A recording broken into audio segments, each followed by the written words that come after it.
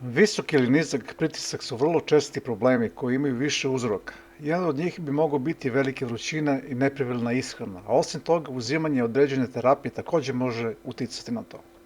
Zato lekari često ističu da lekove ne treba da uzimate na svoju ruku, već da se posavetujete sa njima, naročito ako imate problema sa pritiskom. Ako bolujete od hipertenzije i već uzimate neku terapiju, pritisak može da padne kao posledica uzimanja lekova, a može uticati i letnje vreme, rekli dr. Dej Moli i dodala. Ali čim padne pritisak, trebalo bi da pojedete nešto slano. Uzmite posoljenu supu ili neke grickalice, što god da vam prija. Pre svega tako pokušajte da podignete pritisak. Ipak, ako ni to ne pomaže ili ako vam se uz pad pritiska javljaju i nesvestica ili zamagljen vid, odmah zovite hitnu pomoć, rekla je ona. Smatra se da najniža vrednost u zavisnosti od opšteg zdravstvenog stanja osobe i vrednost koja se ne smatra opasnom je 90 sa 60, a gornja granica je 140 sa 90.